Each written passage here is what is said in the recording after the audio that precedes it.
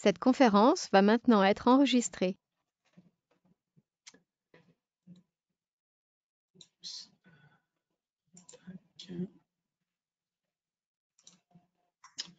Voilà, bonjour. Donc, bienvenue dans ce webinaire dédié au C2E dans les collectivités. Donc, je suis Jean-François Lucas, le délégué régional de la T2E en Auvergne-Rhône-Alpes. Donc, ce webinaire va conclure une trilogie de webinaires qui est dédiée au C2E. On a organisé un webinaire sur l'industrie en mars et un sur le tertiaire en avril, que vous pouvez retrouver sur le site de la T2E en replay, tout comme celui-ci, puisqu'il est enregistré pour pouvoir être rediffusé.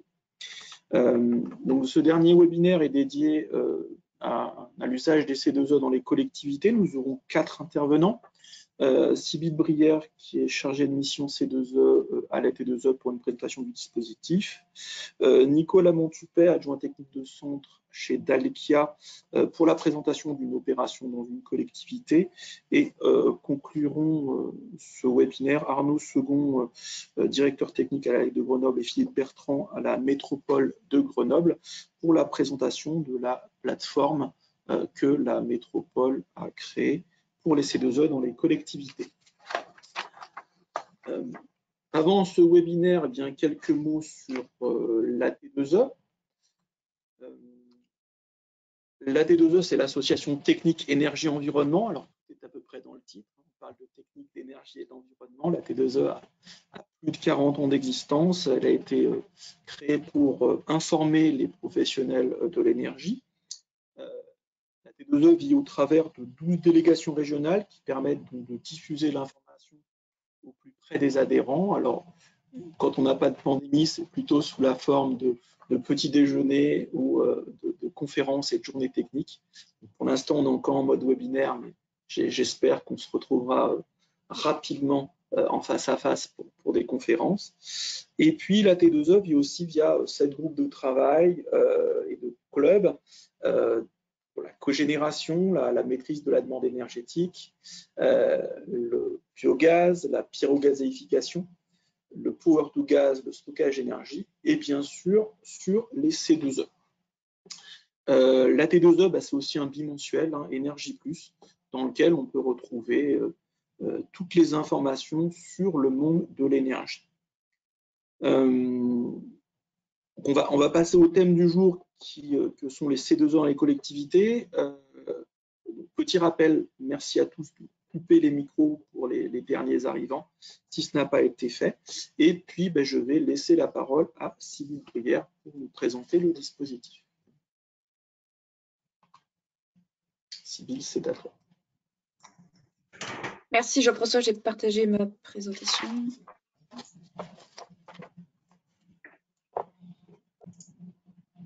Et oui, dernier point, si vous avez des questions, on y répondra à l'issue de chaque présentation, pendant que Sybille passe en mode diaporama. Et puis, donc je les présenterai, donc les questions, vous les posez par écrit dans le chat, et puis on se fera le porte-parole de votre question à la fin de chaque intervention. À toi, Sybille. Bonjour à tous, Sybille Brière, chargée de mission au club C2E. Donc aujourd'hui, je vais vous présenter le dispositif des C2E. Alors, le dispositif des C2E a été introduit par la loi POP en 2005 pour réaliser des économies d'énergie. Ces économies d'énergie se font sur plusieurs secteurs, donc le bâtiment résidentiel, le bâtiment tertiaire, l'industrie, l'agriculture et réseaux et transports. En fait, l'État impose sur des périodes de 3 ans aux fournisseurs d'énergie et vendeurs d'énergie, ce qu'on appelle par des obligés, de réaliser des obligations d'économie d'énergie, donc qui sont définies avant les débuts de période. Donc, de réaliser des économies d'énergie pour des bénéficiaires, des ménages, des entreprises de tertiaires, des collectivités, etc. Ces économies d'énergie sont matérialisées par ce qu'on appelle les C2E.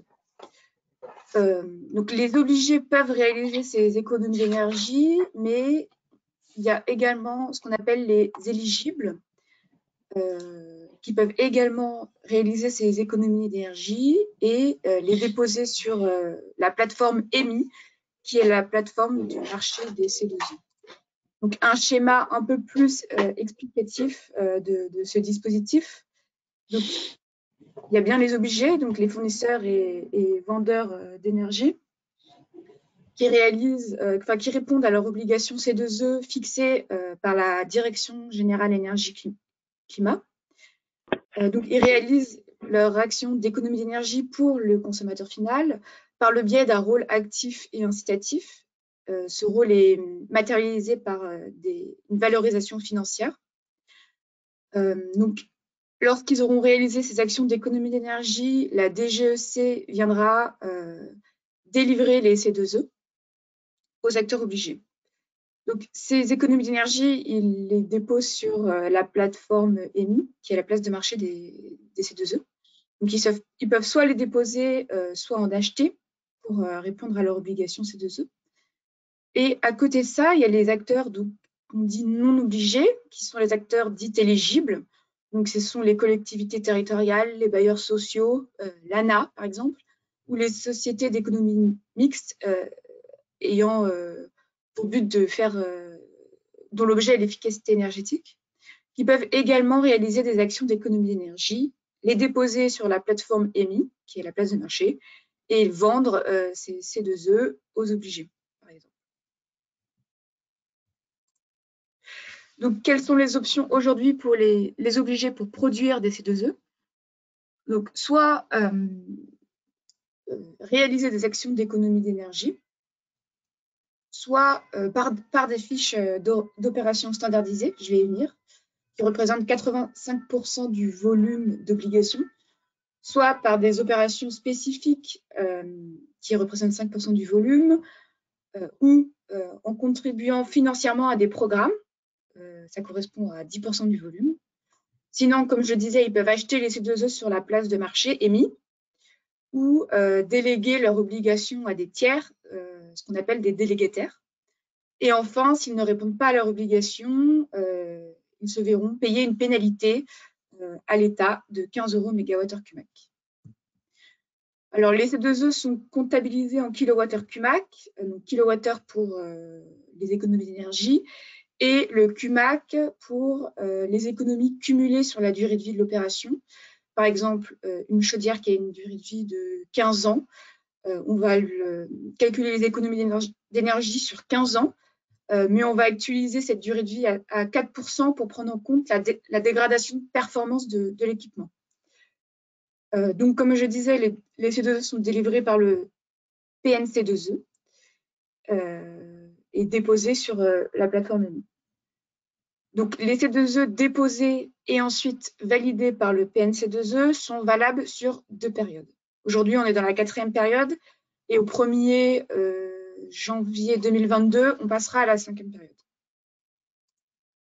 Donc, ça, c'est un graphique issu de la place du EMI, du site EMI, qui montre que la valorisation des C2E a augmenté avec les périodes. Donc, comme je disais, aujourd'hui, on est à la 4e période et on voit qu'à partir de 2020, le prix du C2E se stabilise à 8 € MWh/CUMAC. Donc, pour rappel, les niveaux d'obligation sont de plus en plus ambitieux selon les périodes. Donc, en P4, on est à peu près à 2100 TWh/CUMAC d'obligations. Donc, aujourd'hui, les C2E, c'est un dispositif qui permet de faire des économies d'énergie et c'est le dispositif qui est le plus utilisé, en tout cas, pour faire des économies d'énergie. Ça représente à peu près 4 milliards d'euros par an. Et la contribution des collectivités aujourd'hui augmente de plus en plus, qui s'explique par une meilleure visibilité du dispositif. On voit qu'en période 4, donc, qui termine fin 2021, la part des collectivités les collectivités représentaient 7% des C2E délivrés. Donc, en espérant que sur la période 5, cette part augmentera. Alors, les collectivités aujourd'hui, ils ont 3 façons de réaliser des économies d'énergie. Soit ils peuvent passer par un tiers, donc ce qu'on appelle les obligés, les délégataires qui ont une délégation d'économie d'énergie, pour réaliser des économies d'énergie sur leur patrimoine. Soit ils peuvent entreprendre le dossier et donc déposer les dossiers en tant qu'éligibles, et donc ils ne passent pas par un tiers. Ou soit ils peuvent, une partie, solliciter un tiers sur des actions type et une autre partie prendre en charge les économies. Prendre en charge, en tout cas, la constitution du dossier. Pardon. Alors, aujourd'hui, comme je disais, les fiches d'opération standardisées représentent 85% du volume sur un catalogue total de 207 fiches, donc sur tous les secteurs que j'ai cités au début de la présentation. Il existe 56 fiches en résidentiel et 52 fiches en tertiaire. Aujourd'hui, les fiches qui sont le plus utilisées en résidentiel et tertiaire sont isolation d'un plancher et l'isolation des réseaux hydrauliques de chauffage. Alors, la fiche standardisée, elle a pour but d'industrialiser les économies d'énergie. Ces forfaits en fait, de C2E sont des économies d'énergie qui sont théoriques. Elles reflètent une moyenne, donc, comme je disais, d'économies d'énergie calculée sur la durée de vie de l'équipement. Elle est calculée par rapport à une situation de référence qui est définie dans le Code de l'énergie, dans la partie réglementaire. Donc, deux situations de référence sont possibles. Soit une situation de référence parc pour les fiches isolation, l'enveloppe du bâtiment, etc. Donc, par exemple, isolation du réseau de chauffage, ou soit une situation de référence marché pour tous les autres équipements. Ou une troisième possibilité est la situation de référence de la réglementation qui se base en fait sur l'éco-conception des équipements. Par exemple, les chaudières ont une efficacité énergétique minimum de 86%. Et cette fiche standardisée devra aller au-delà de la réglementation. Donc, les économies d'énergie se font toujours en énergie finale. Voilà. Aujourd'hui, dans le dispositif, il existe aussi des coups de pouce. En fait, ces coups de pouce viennent bonifier les fiches standardisées. Donc, il existe des coups de pouce en résidentiel et en tertiaire, par exemple pour le chauffage, l'isolation, la rénovation globale ou encore le thermostat avec régulation performante. Le principe de ces coups de pouce est d'industrialiser, de massifier les opérations d'économie d'énergie. Et les signataires de la charte coup de pouce proposent un plan de financement aux bénéficiaires des opérations. Et bien sûr, des contrôles de chantier sont également mis en place pour structurer cette massification d'actions d'économie d'énergie. Donc, ce que je disais, c'était que les opérations standardisées représentent 85% du volume. Il existe aussi les opérations spécifiques et les programmes qui représentent 15% à eux deux. Les opérations spécifiques, en fait, c'est deux opérations elles sont utilisées lorsque il n'est pas possible d'utiliser une fiche d'opération standardisée, car la fiche d'opération standardisée, tout simplement, n'existe pas, ou tout simplement parce qu'il n'y a pas de données pour rentrer dans une démarche d'opération standardisée. Aujourd'hui, il y a un guide ADEME qui existe pour vous accompagner à utiliser ou à mettre en place ces opérations spécifiques. Il y a un nouveau guide qui est en cours de rédaction et qui devrait être publié d'ici l'été 2021. Ce guide, en tout cas, qui est toujours publié, est sur le site de la T2E. Vous pourrez le retrouver sur le site. Il existe également les programmes C2E pour répondre à l'obligation. Alors, il existe à peu près 70 programmes différents, dont un bon panel dans le bâtiment. Vous retrouvez également les différents programmes existants sur le site du ministère. Donc, ce que je disais, c'était qu'au 1er janvier 2022, on passe à la 5e période des C2E. Donc, la DGESC est en cours de travail pour publier les taxes réglementaires concernant cette 5e période. Donc, elle sera fixée sur une période de 4 ans. L'obligation d'économie d'énergie est augmentée de 17% par rapport à la période 4.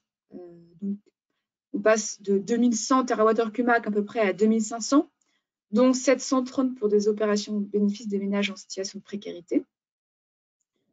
La pénalité, lorsque les obligés ne répondent pas à leur obligation, qui était pour la période 4 de 15 € MWh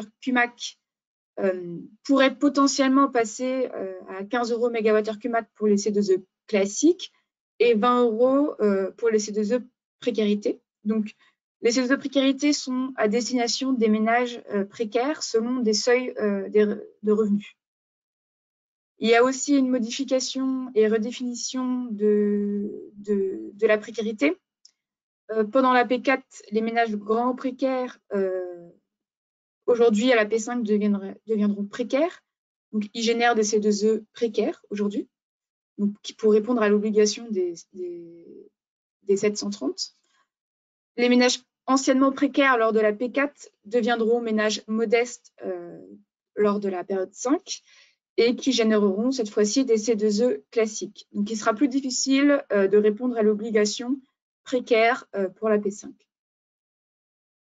Également, un arrêté a été publié récemment pour l'arrêt anticipé de certaines bonifications, comme la grande précarité énergétique, la bonification pour les zones non interconnectées ou des coûts de pouce chauffage haute performance énergétique ou radiateurs électriques, et également prolonger d'autres bonifications. Ensuite, ce qui est prévu également lors de la P5, c'est de renforcer la déclaration annuelle des ventes et que la liste des obligés soit publique à tous et renforcer le suivi trimestriel des C2E engagés.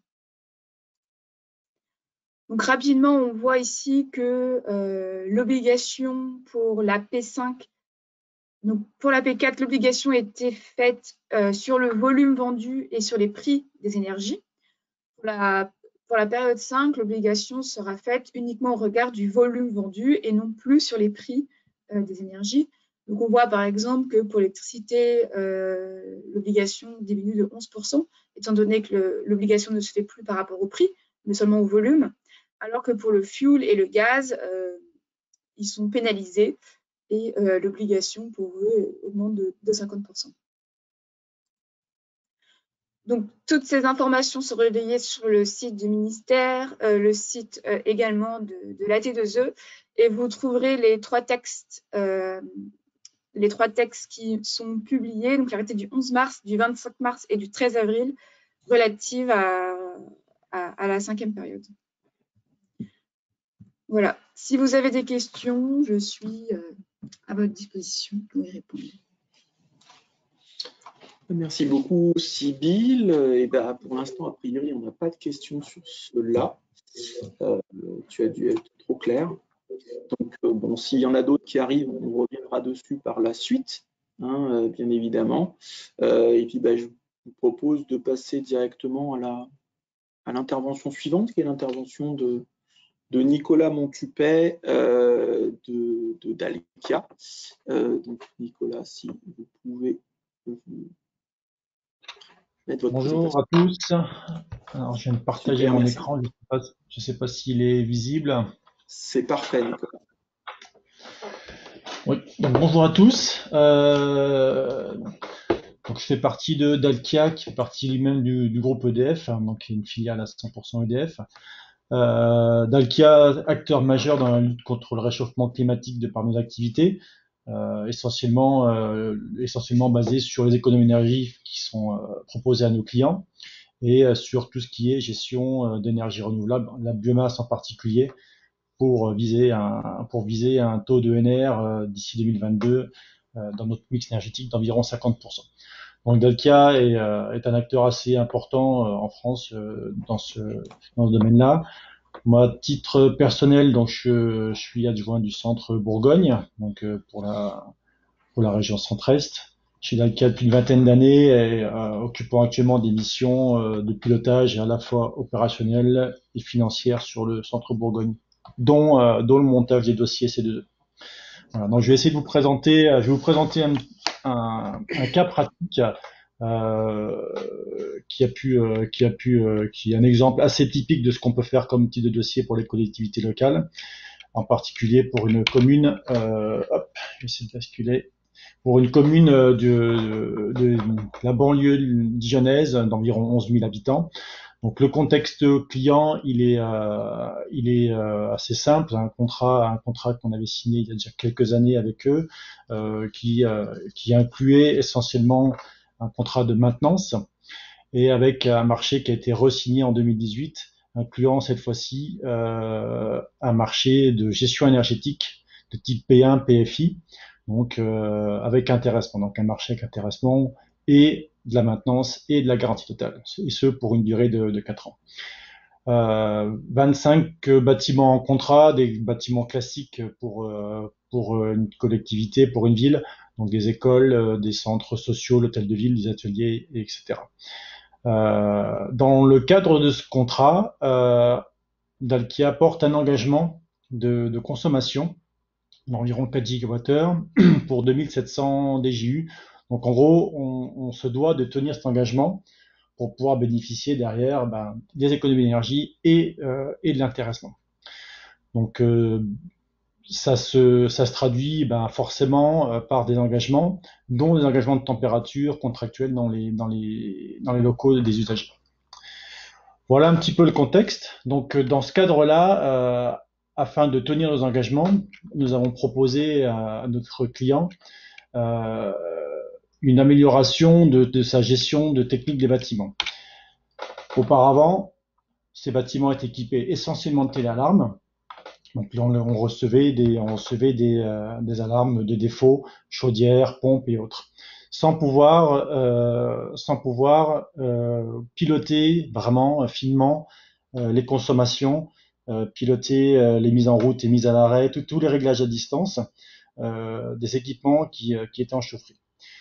Donc on lui a proposé, via les C2E et via la barre BAT-TH116 dont Sybille évoquait tout à l'heure l'existence, la mise en place d'un système de gestion technique du bâtiment pour le tertiaire. Donc ça consiste en quoi? Ça consiste à lui proposer du coup un pilotage. Donc c'est pour ça que je vous ai remis la fiche en titre d'exemple. Un pilotage de régulation de classe A ou B dans la chaufferie.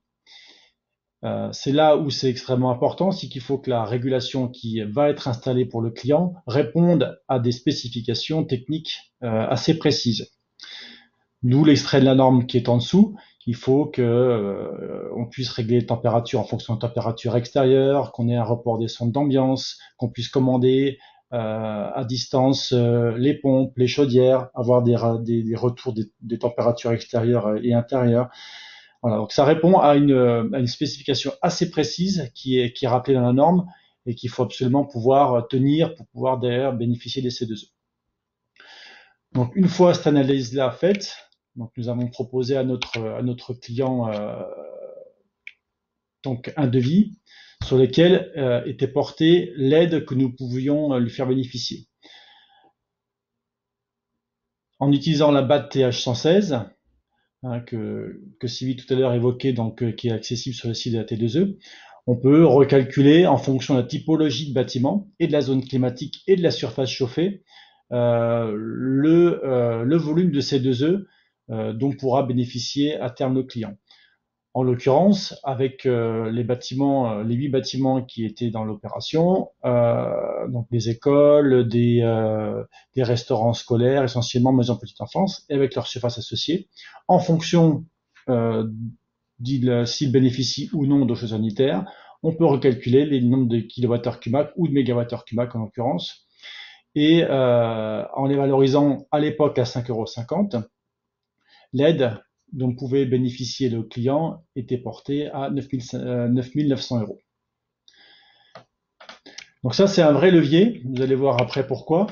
C'est parce que le client, le devis qu'on a fait au client était d'environ 24 000 € et l'aide dont il pouvait bénéficier était pratiquement de 40% du montant des travaux. Donc avant de faire tout ça, il faut savoir comment se constitue un dossier C2E. Donc un dossier C2E, ça peut être très très simple si c'est pris par le bon bout, comme ça peut parfois être un peu compliqué quand c'est mal engagé. Pour bien l'engager, il faut faire ce qu'on appelle le RAI. Donc le RAI, le rôle actif et incitatif. C'est en fait, c'est soit un devis dans lequel sont proposés les travaux et la prime C2E, soit ça peut être un contrat, soit ça peut être un CPE. En tout état de cause, quelque chose qui est proposé au client et qui va l'inciter à faire les travaux. D'où le rôle incitatif. Ensuite, le client signe le devis, daté, signé, tampon de la société ou tampon de la collectivité. Les travaux sont engagés, sont faits, PV de réception à la clé. Et après, pour monter le dossier, fournir les factures du matériel et tout ce qui est attestation sur l'honneur. Et tout ça dans un délai imposé et dans un ordre imposé. Donc ça peut être très simple quand c'est bien engagé, comme ça peut parfois être un peu plus compliqué si c'est mal parti.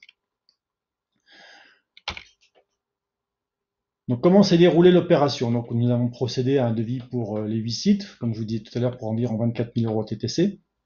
Ce devis signé par le client, donc je vous ai fait une petite copie d'écran pour voir un peu comment c'est fait. Voilà, pour l'école Henri Marre, la maternelle, migration de l'automatisme de téléalarme en télégestion pour 2 200 €. Devis proposé au client, signé par monsieur le maire, daté, avec la petite mention, le petit encart certificat d'économie d'énergie, disant que le client pourra bénéficier de la prime d'environ 9 900 €. Voilà, donc ça c'est le premier palier du dossier, c'est proposer au client le devis et son engagement, sa signature. Ensuite, une fois que tout ça c'est bien calé, on engage les travaux, commande de matériel, raccordement au centre de pilotage, j'en parlerai après pour bien montrer que la télégestion est fonctionnelle. Donc ça consiste en quoi? Ça consistait en l'occurrence sur ce dossier-là à installer du matériel Sofrel, du Trend, et bâtir toute une architecture de télé-relève pour que tous les appareils qui sont en chaufferie, donc les petits capteurs de température, les pompes, les vannes, les compteurs et autres, remontent via des modems concentrateurs jusqu'à notre centre de réception des informations, notre desk, pour faire en sorte que la télégestion fonctionne. Une fois ces travaux terminés, validés par le client, il faut un PV de réception sans réserve. C'est très important. Dès lors qu'il y a des réserves, le dossier C2E ne peut pas être mené à bout. Il faut absolument que toutes les réserves soient levées pour pouvoir déposer le dossier. Une fois que ces réserves sont levées, s'il y en a eu, il faut proposer au client l'attestation sur l'honneur, ce qui prouve que nous avons bien proposé les C2E, qu'il aura la prime, que les travaux sont bien terminés, que le matériel proposé a bien été installé et que les PV réception sont bien signés, datés en temps et en heure. Voilà, donc il y a toute la chaîne doit être respectée selon un tempo imposé.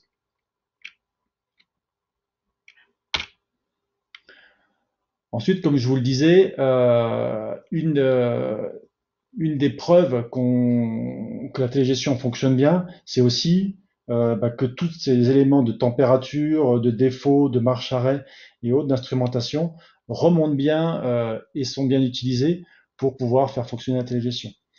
D'où le raccordement sur notre desk, le Dalkia Energy Saving Center, qui est basé sur Lyon, qui reçoit toutes les informations de toutes les installations qui ont été raccordées en télégestion. Donc ce desk, c'est un centre de pilotage qui nous sert à gérer toute la performance énergétique des bâtiments qui sont tertiaires, habitat, industrie ou voire réseau. Et c'est là que les dérives sont analysées.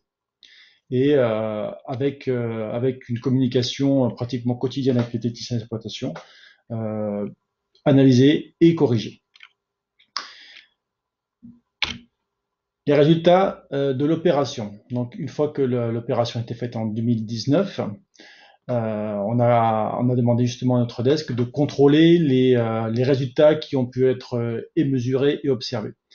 qu'est-ce qu'on constate? On constate que sur l'ensemble des sites, j'ai mis un petit commentaire effet Covid non évalué parce que c'est vrai que l'an dernier c'était un petit peu compliqué de pouvoir tenir compte de l'effet Covid, mais tout de même, on peut voir que sur l'ensemble des sites, il y a une économie d'énergie entre 2017 et 2020, donc 2017 avant le contrat et 2020 donc après les travaux, d'environ 20%, dont 16% pour les sites non télégérés et 25% pour les sites télégérés. Donc on voit que la télégestion a apporté un gain d'environ 9 à 10% d'économie sur le périmètre observé.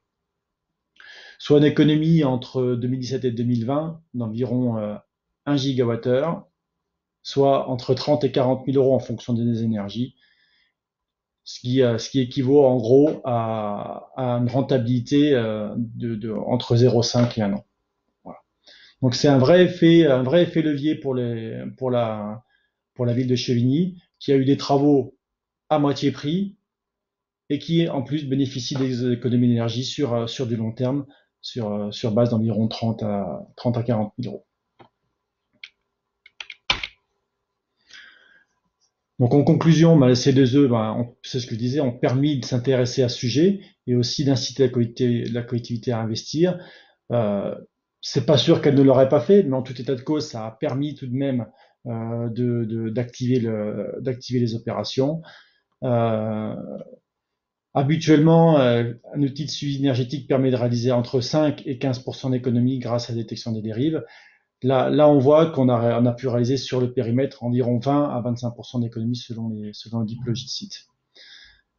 Donc la rentabilité a été environ comprise entre 6 mois et 1 an pour cette opération.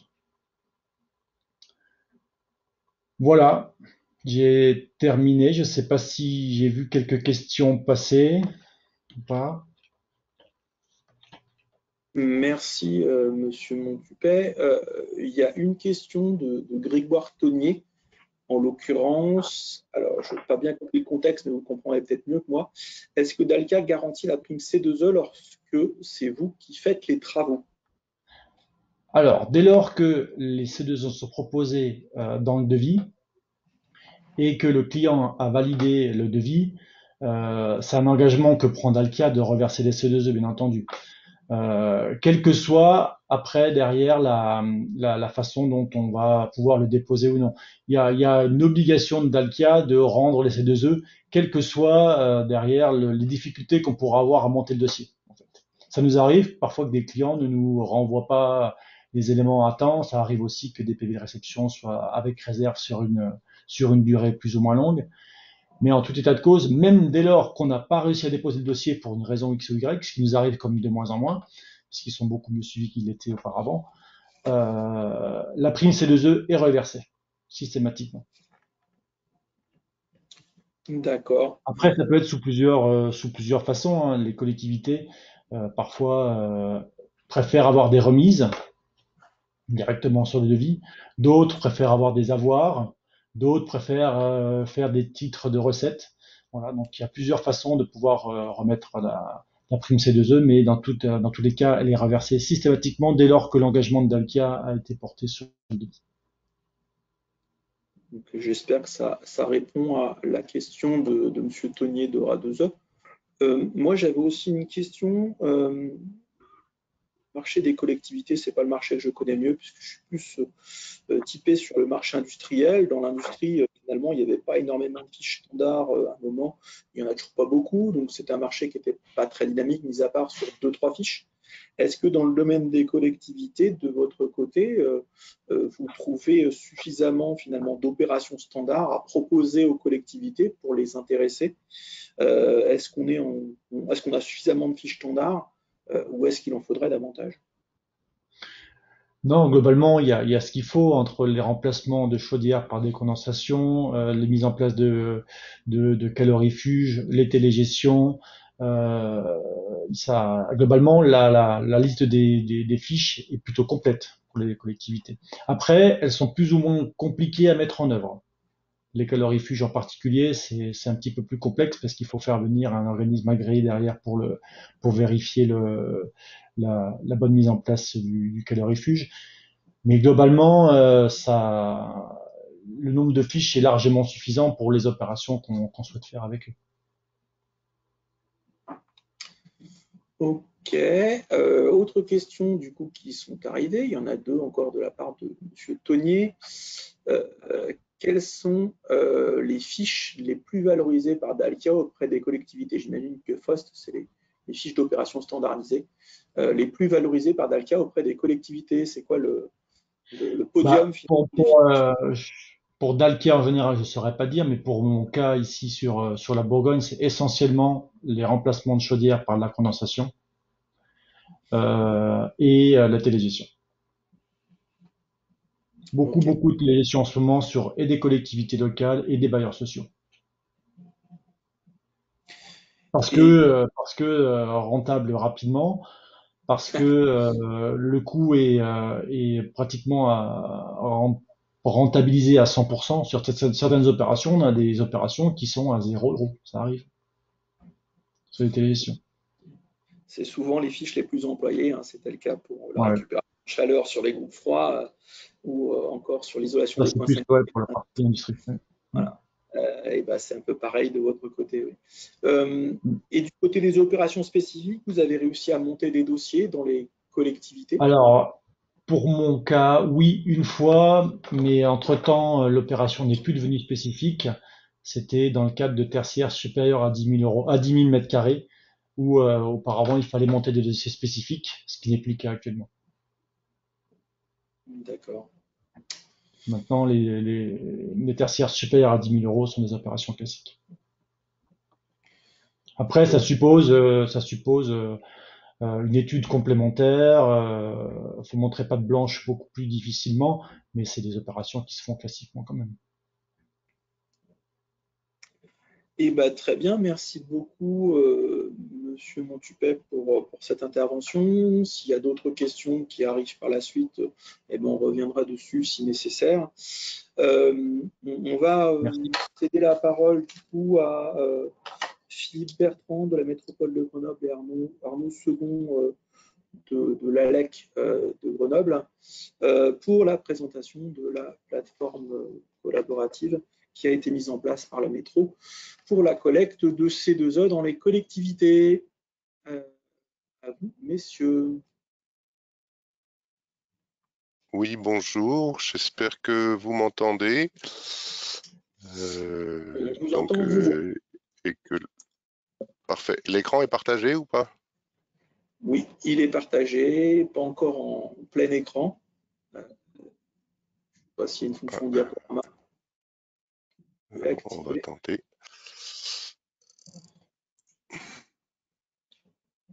Moi, j'en profite pour dire bonjour aussi aux participants, donc Arnaud Second de la métropole grenobloise. Un petit souci de caméra, mais donc Philippe Bertrand, à la direction de la transition énergétique à la métropole de Grenoble. Donc on va vous faire une présentation à deux voix avec Arnaud Second de l'ALEC pour vous présenter un peu, alors de manière un peu plus macro, la structuration de notre activité, on va dire, de valorisation des C2E au niveau de la métropole de Grenoble. Et on vous fera une présentation à deux voix. Historiquement, nous, le déploiement de la question des C2E, on va dire, au niveau de notre métropole, elle est assez ancienne et elle commence essentiellement en 2010 avec le développement de notre dispositif Murmure qui accompagne les copropriétés, et plus largement maintenant le logement privé, sur notre territoire à faire des rénovations énergétiques. Et là, on a tout de suite identifié qu'il y avait un gisement et un potentiel de C2E important. Donc, on a commencé à travailler là-dessus, à valoriser les C2E, et au départ avec une convention de partenariat avec des acteurs obligés. Et je vous le présenterai un peu plus dans le détail par la suite. En 2015-2016, on a eu tout un travail, un peu de concertation avec les communes sur l'efficacité énergétique et la sobriété énergétique et la maîtrise de la demande. Et on a quand même là identifié qu'il y a quand même un vrai souci de valorisation des C2E pour pas mal de raisons, et notamment par rapport à la complexité du dispositif et au fait que les communes, elles font des dossiers une fois de temps en temps, mais voilà, c'était pas toujours évident pour elles.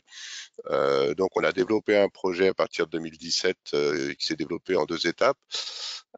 La première, c'est une AMO technique mutualisée, on va dire, hein, une connaissance de mécanique des C2E qu'on a essayé de partager avec l'ALEC et avec aussi la mise en place d'un outil, c'est d'énergie, d'un outil en ligne qui permet de constituer les dossiers de manière assez performante et qui guide étape par étape les chargés d'opération à renseigner leur projet de rénovation énergétique essentiellement. Et puis après, on est passé, j'ai envie de dire, un peu naturellement à l'étape d'après, qui constitue un regroupement C2E, grosso modo, qui nous autorise à déposer au nom des communes et de nos autres partenaires les dossiers C2E, de les revendre et de redistribuer après les recettes. Et en 2019, on a rajouté une brique à ce dispositif qui est une collaboration au niveau régional pilotée par Aura 2E qui nous a permis d'avoir un partenariat privilégié avec un opérateur web de valorisation des primes énergie C2E, et là ciblé sur les petits dossiers des maisons individuelles. Voilà, je vous ai résumé un peu notre stratégie globale sur ce schéma qui paraît un peu compliqué. En bas, c'est les cibles qu'on vise. Entre les deux, c'est un peu les opérateurs. Et en haut, c'est les différents types de contractualisation qu'on a menés avec les obligés. Donc, on a le dispositif Murmure qui est ici en bas, qu'on intègre avec le patrimoine des communes et le patrimoine des bailleurs qui sont membres de notre plateforme. Donc tout ça est géré via notre outil en ligne. On intègre l'ensemble de ces dossiers, on fait des dépôts réguliers auprès du pôle national. Et après, j'ai plusieurs modes de faire pour valoriser les C2E. Donc, soit avec des conventions avec des opérateurs historiques qui sont partenaires de Murmure, EDF, la compagnie de chauffage urbain de Grenoble et gaz et électricité de Grenoble. On avait aussi une convention avec le CIPLEC qui valorise. Et puis, en fin de compte, on a surtout adressé nos C2E sur le marché pour les vendre directement, pour des raisons essentiellement de meilleure valorisation, vu les évolutions du cours des marchés ces dernières années. Au niveau des maisons individuelles et des autres copros du dispositif Murmure 2 aussi, là on est plus sur une incitation et un accompagnement à ce que les maîtres d'ouvrage valorisent eux-mêmes via un outil en ligne leur C2E. Donc on se refuse, on va dire, de porter le RAI et de porter les dossiers à la place de ces gens pour une analyse essentiellement de coûts administratifs au regard des volumes de chaque dossier et du niveau de valorisation. Et donc, on a un partenariat avec VTE qui valorise directement les C2E. Et puis, on a plus marginalement quelques opérations plutôt, on va dire, plus qualifiées d'industriels, type groupe froid ou pompe de relevage dans l'assainissement, des choses comme ça, où là, on fait du cas par cas quelque part. On essaie de développer une opération spécifique, mais c'est encore assez embryonnaire. Et sinon, on est plus sur la posture aussi d'inciter le prestataire à intégrer la valorisation des C2E directement dans son devis, comme la même démarche à peu près que Ladka nous a présenté précédemment. Donc voilà, et en termes de volume, on y reviendra, mais pour l'instant, j'ai déposé 15 GWh sur le niveau copro Murmure. Au niveau des patrimoines des communes et des bailleurs, on est à 173 GWh CUMAC, une vingtaine pour les autres volets de Murmure et à peu près 70 pour les projets industriels. Après, Arnaud, je pense que tu prenais le relais. Oui, je veux bien prendre le relais pour préciser à la fois le volet plateforme C2E collectivité et puis dans un second temps la partie aussi Murmure copropriété qui est importante aussi à mettre en avant parce qu'il y a des gros volumes au-delà des 15 qui ont déjà été déposés, il y a des gros volumes sur cette opération-là.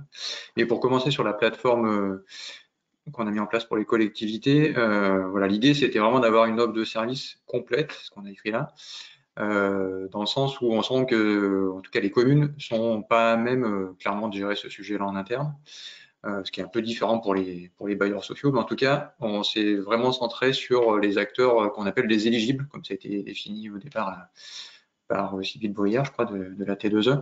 Donc on est sur en lien avec des acteurs qui ont la capacité de déposer des C2E sur REMI, quoi. Voilà.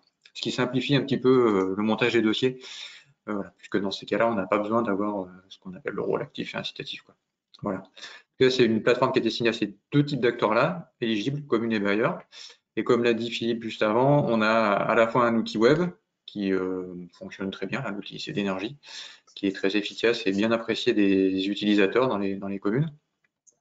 Et puis, en complément de ça, on a développé, du coup, à la fois côté ALEC et côté métro, un volet d'accompagnement à la fois technique sur le montage des dossiers, ça c'est le côté ALEC, et puis un volet plus, finalement, en termes de process et de modalités de valorisation financière, ça c'est plutôt côté métro auprès de Philippe, pour la partie valorisation, revente des C2E déposés, quoi. Voilà.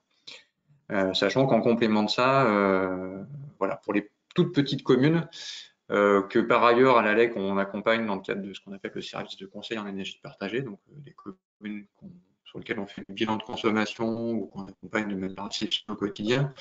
Là, on prend en charge totalement le montage de dossier, ce qui n'est pas le cas pour les plus grosses. On est plutôt dans une logique d'accompagnement. Voilà, donc on l'a fait.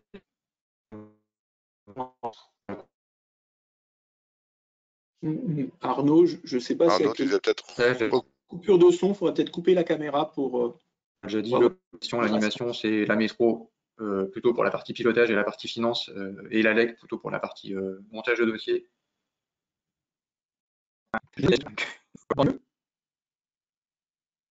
Oula. Est-ce que vous m'entendez? On t'a perdu un petit peu, ouais. Est-ce que ça va mieux? Pour l'instant, ça va. On va essayer de reprendre. Allez-y, Arnaud. Bon, je suis désolé.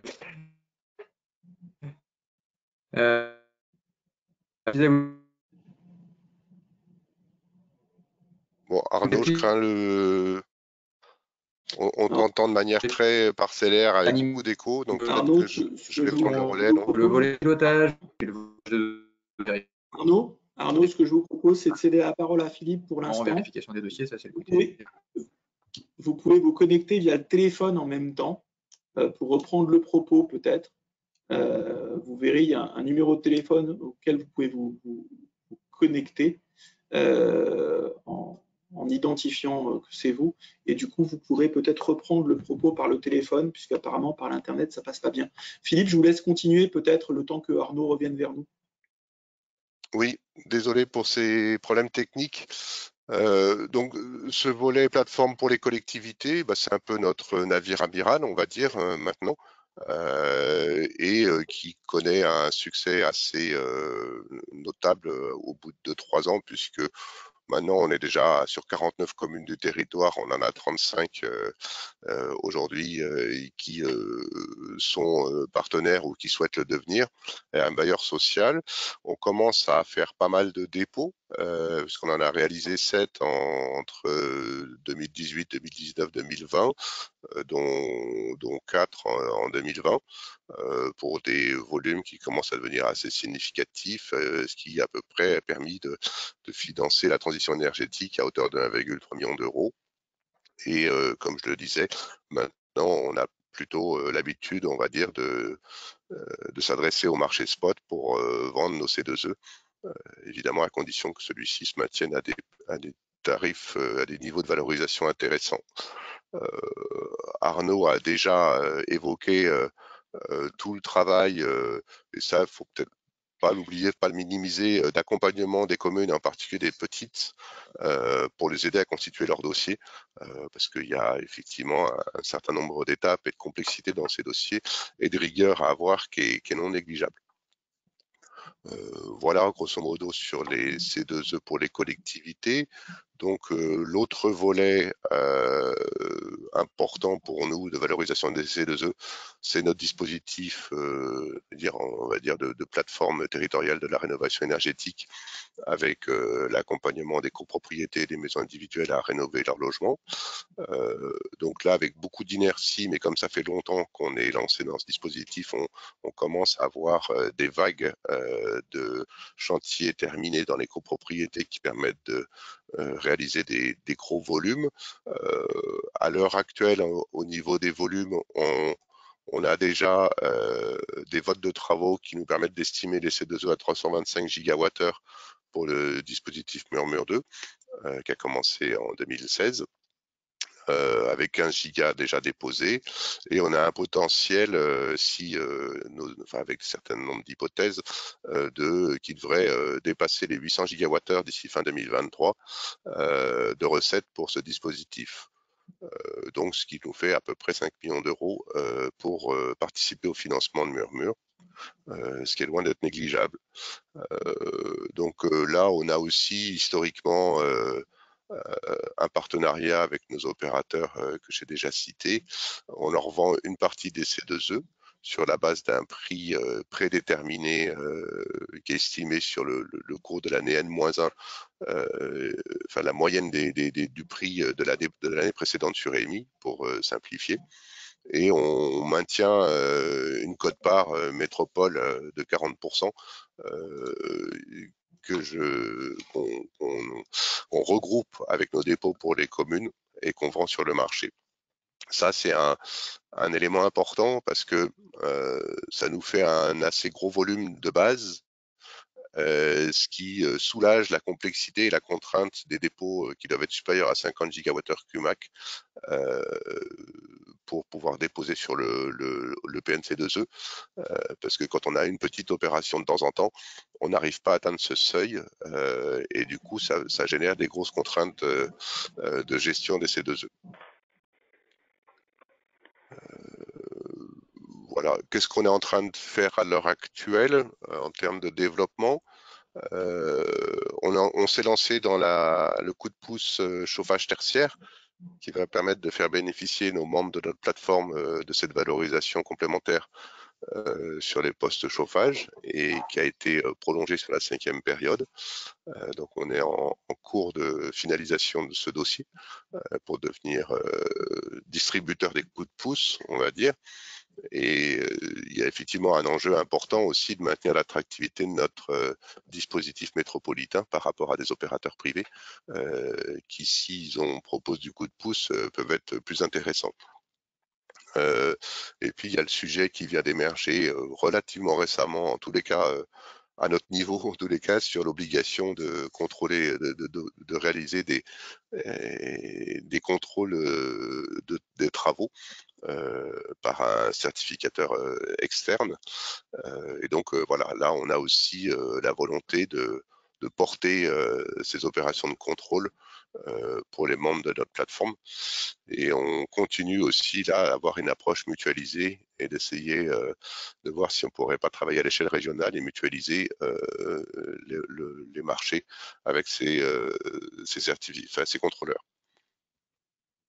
Peut-être du coup, Philippe, que je vous ai rejoint par téléphone, pour Oui.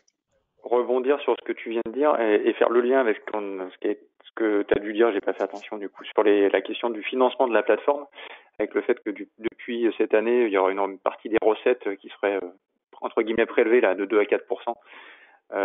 L'idée, c'est aussi d'arriver à pouvoir continuer à proposer une plateforme satisfaisante, qui intègre justement les coups de pouce, les contrôles, tout en ayant quand même sur un plan économique un certain équilibre. C'est-à-dire que l'idée, c'est pas forcément que la métropole finance à perte, entre guillemets. C'est toute cette complexité-là qui augmente d'année après année. Donc, il nous a semblé raisonnable de faire contribuer aujourd'hui les utilisateurs à cette petite hauteur-là, quoi. Mais ça permet justement de continuer à progresser et à proposer une plateforme qui répond aux évolutions réglementaires, quoi. Voilà.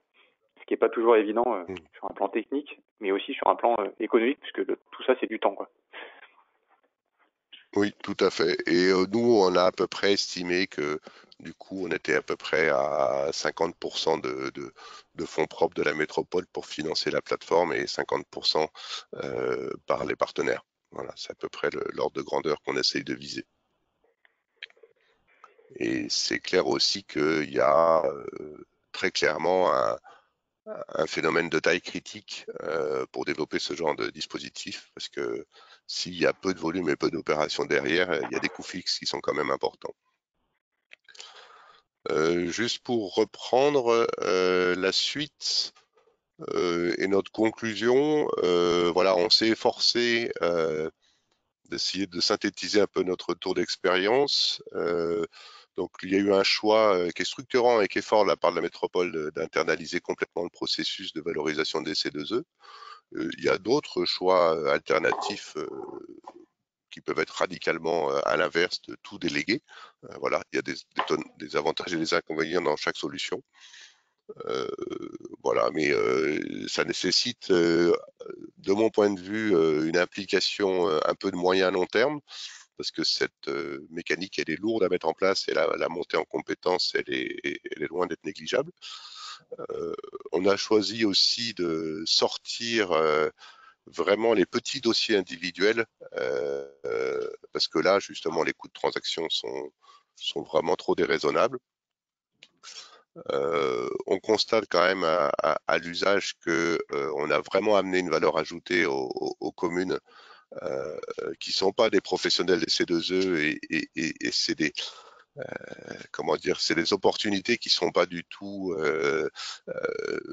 programmables dans le temps. C'est-à-dire qu'une moyenne commune, elle va avoir sur son mandat un peu d'éclairage public, un ou deux grands chantiers de rénovation, et puis ça va s'arrêter là.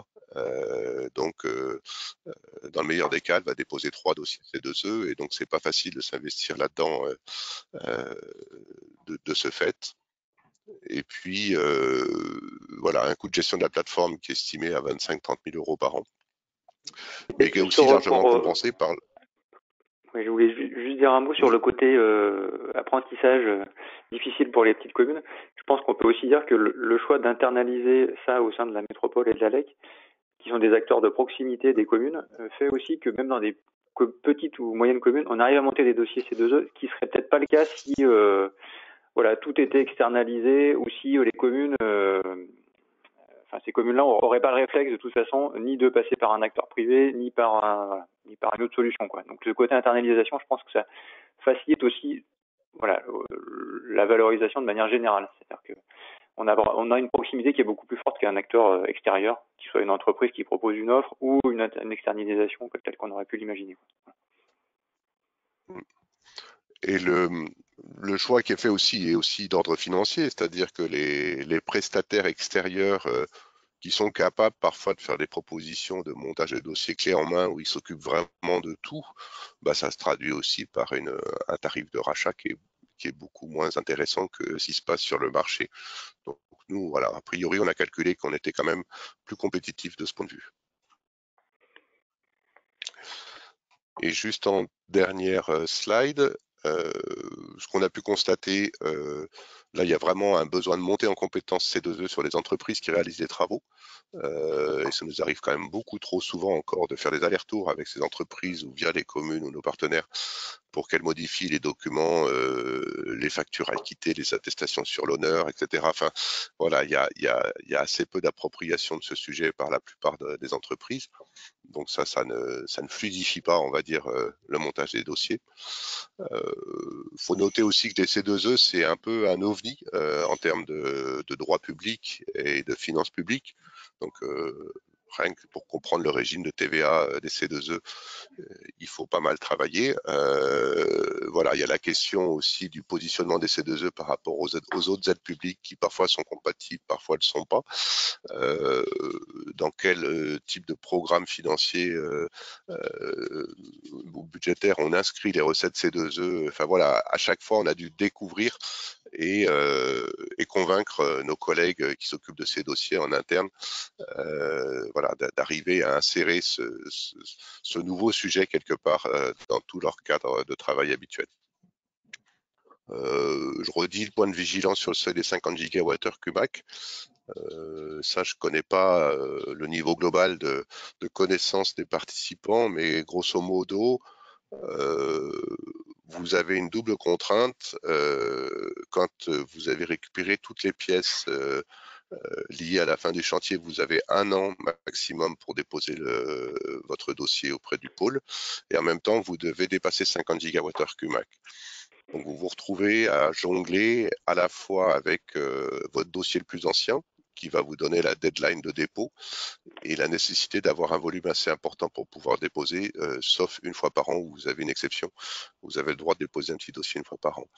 Mais quand vous êtes rassembleur, on va dire, de pas mal d'opérations, dont vous n'avez pas toujours l'information de l'état réel d'avancement des projets, c'est pas toujours évident. Mais voilà, l'effet volume, là, soulage considérablement cette problématique. Voilà, et en résumé, l'internalisation, donc un fort investissement initial pour maîtriser autant que faire se peut la complexité du dispositif, et effectivement, ça nécessite, et surtout quand on intercale, comme on fait nous, plusieurs types de dispositifs et de sources de C2E, une grosse activité de reporting et un gros archivage, puisqu'on peut être à tout moment contrôlé par le PNC2E qui réclamera toutes les pièces justificatives pour mesurer la rectitude, on va dire, de nos dossiers. Et donc, ne peut s'imaginer que dans une optique de moyen long terme, en sachant qu'on a quand même des signaux assez encourageants depuis la 4e période, et que ça devient une ressource de financement pour la transition énergétique qui est relativement incontournable de mon point de vue. Voilà, Arnaud, si tu as d'autres points à rajouter. Non, c'était parfait, Philippe, je te remercie. Non, en tout cas, s'il y a des questions, j'ai vu qu'il y avait une question déjà auquel on peut répondre, peut-être.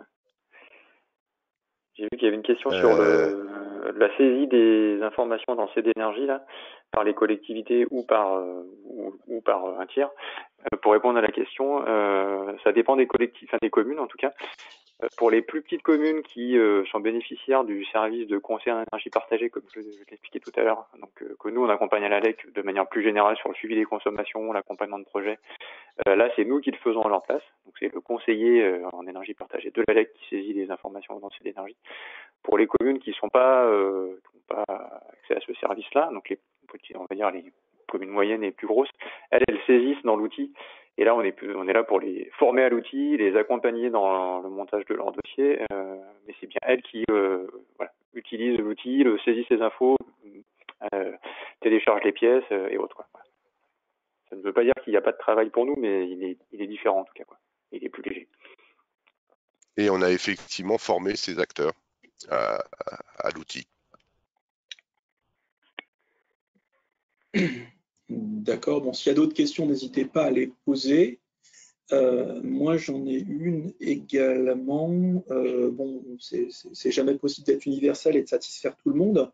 Mais au final, vous avez mis en place un système qui permet de faciliter le travail des communes pour la vente de leur C2E, et en tout cas pouvoir profiter du système au mieux. Mais finalement, toutes les communes de la métro n'ont pas adhéré à la plateforme, de ce que j'ai cru comprendre. Donc ça veut dire que certaines ont fait d'autres choix.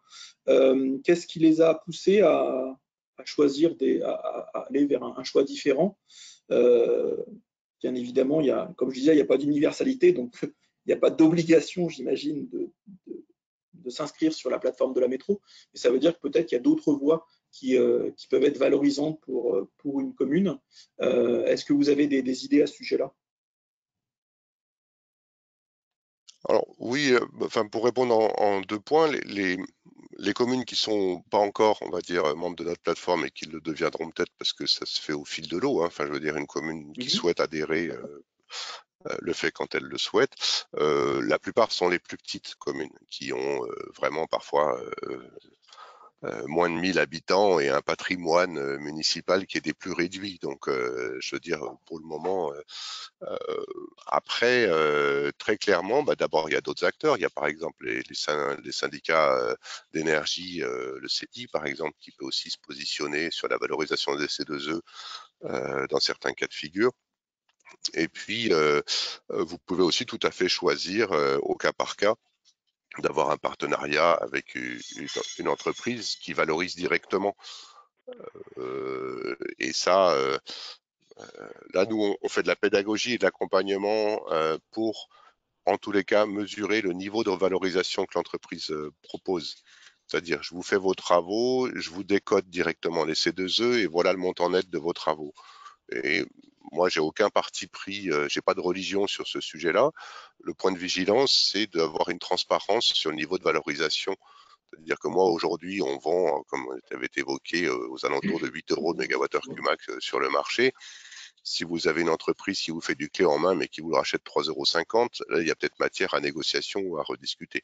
Voilà. Et donc, il faut avoir un peu de point de vigilance sur cet aspect-là, parce qu'on a déjà vu des opérations de ce style. Mais voilà, c'est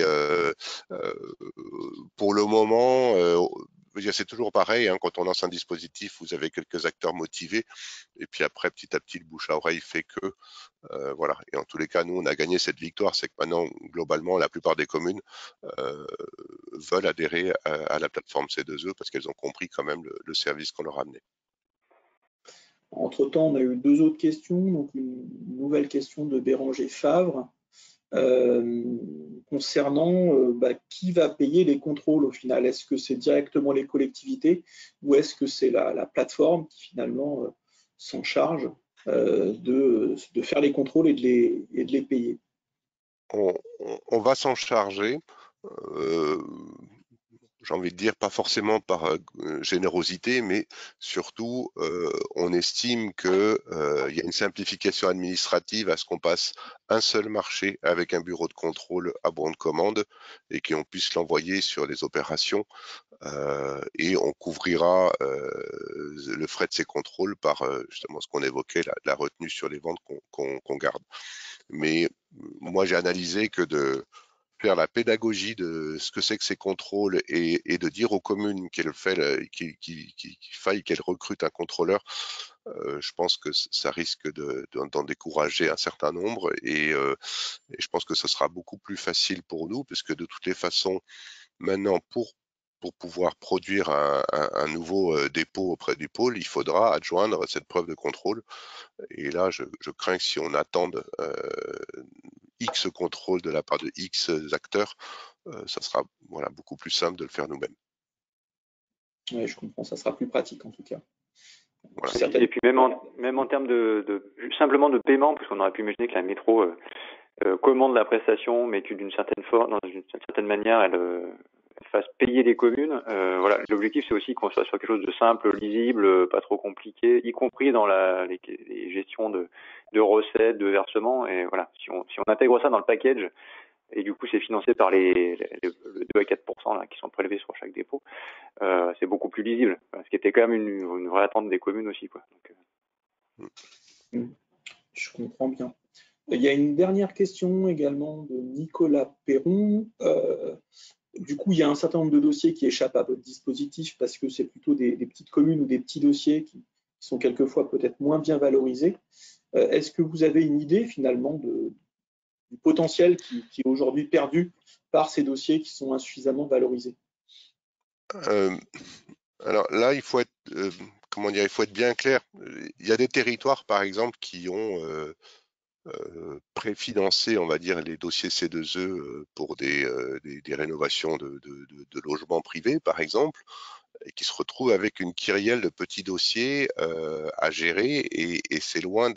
Voilà, là ils ont buté sur ce qu'on a nous évoqué, hein, cette complexité et un dossier qui représente 5 mégawattheures Qmax ou qui en représente 5000, il a la même complexité, il a même besoin de constituer des pièces, etc. Et notre plateforme, un élément peut-être que j'ai oublié de préciser, c'est qu'elle s'adresse à l'heure actuelle exclusivement, enfin notre plateforme de regroupement en tous les cas, aux collectivités locales et aux bailleurs sociaux qui sont eux-mêmes des éligibles. Donc, il n'y a pas toute cette mécanique de contractualisation préalable pour prouver le rôle actif et incitatif. Et là aussi, on est dans une machine qui est plus simple. Donc, on fait ce rôle de RAI pour nos gros dossiers murmures, parce que là, ça vaut vraiment la peine. Pour les autres, on dit aux gens, enfin, au grand public quelque part, soit on les accompagne sur des outils qui existent déjà, soit ils se débrouillent tout seuls quelque part. On n'a pas l'ambition de valoriser les C2E de tout le territoire et de tous les acteurs qui pourraient être susceptibles d'en avoir. Voilà, donc je ne peux pas parler de perte de dossiers perdus entre guillemets. C'est des dossiers qu'on a volontairement pas souhaité s'occuper. Et pour compléter, on a même pour des dossiers de collectivité, on a cette même logique, c'est-à-dire que en dessous d'un certain volume, en fonction de la complexité du dossier, on valide avec la commune qu'il y a un intérêt ou pas, parfois, de monter un dossier, quoi. Parce que il s'agit pas de. Voilà. Il vaut mieux passer du temps sur des dossiers à enjeu avec des fortes recettes potentielles et être sûr de les valoriser correctement, plutôt que d'en passer beaucoup sur des petits dossiers qui se multiplient et qui génèrent finalement peu de recettes, quoi. Mais ça, je pense que tout le monde le comprend très bien, quoi. Donc, y compris dans les collectivités. Finalement, c'est la complexité administrative des dossiers C2E qui impose un seuil minimum pour le dossier au niveau des mégawattheures CUMAC qui sera valorisé. Et du coup, c'est quoi pour vous le seuil minimum? C'est 100 mégawattheures, c'est 50, c'est 500? En fait, nous, on parle presque plus en euros qu'en mégawattheure, on va dire. Oui. Du coup, ouais, c'est vrai que nous, on se dit que en dessous de 500 euros, il faut vraiment se poser la question, quoi. Voilà. De l'intérêt de monter le dossier. Là, je suis un peu caricatural et peut-être un peu arbitraire dans le chiffre, mais ça dépend ça dépend des cas, ça dépend. C'est très différent. Enfin, ça dépend, par exemple, typiquement même de l'entreprise. C'est-à-dire que si c'est une entreprise dont on sait que à chaque fois les documents sont nickel, bien formatés et que ça va bien se passer, qui est dans une commune où ils ont l'habitude, on va pas se poser la question. On va dire, allez, il n'y a pas de souci, on va le monter ce dossier-là. Par contre, dans d'autres cas, on va vraiment se poser la question. Voilà. Ça dépend aussi de la fiche. Typiquement. Il y a des fiches très très simples, il y a des fiches quand on est sur de l'éclairage ou des choses comme ça, c'est beaucoup plus compliqué, quoi, en termes de critères techniques. Donc voilà. Mais pour vous donner une ordre de grandeur, c'est à peu près ça. Quand on est entre 300 et 500 euros, on se pose la question, quoi. Juste un dernier aspect, c'est que ces recettes, c'est aussi comment dire, avec notre outil, un chargé d'opération dans une collectivité ou un élu peut très facilement simuler la recette C2E que devrait produire la rénovation de l'école ou quoi que ce soit. Et du coup, c'est quand même facilitateur sur le bouclage du plan de financement. Et donc, c'est un rôle assez vertueux là-dessus pour décider certains acteurs à se lancer dans des travaux de rénovation et peut-être parfois en faire plus que ce qui était initialement prévu. Parce qu'on s'aperçoit que maintenant, les C2E commencent à amener des recettes assez significatives, quoi. Il y a certains postes de travaux d'isolation où on couvre assez facilement 40% du coût d'intervention, par exemple. Donc, voilà, enfin, c'est un vrai outil et qui est, comment dire, une fois qu'il est bien installé et si tout se passe bien au niveau national, qui est relativement pérenne dans le temps pour obtenir des financements sur la transition énergétique. Ok, merci beaucoup. On arrive au terme de ce webinaire, on est presque à l'heure, hein, donc il y a quand même eu des contenus très riches. Je voulais une nouvelle fois remercier l'ensemble des intervenants de ce webinaire, hein, donc Sybille Brière, Nicolas Montupet, Philippe Bertrand et Arnaud Second pour la qualité des échanges. Donc bien sûr, vous pouvez retrouver le webinaire en replay sur le site de la T2E, puis les inscrits recevront de toute manière un lien pour avoir les présentations ou le revoir. Encore merci à tous et puis au plaisir d'un prochain webinaire. À bientôt. Merci à vous, au revoir. Merci, au revoir.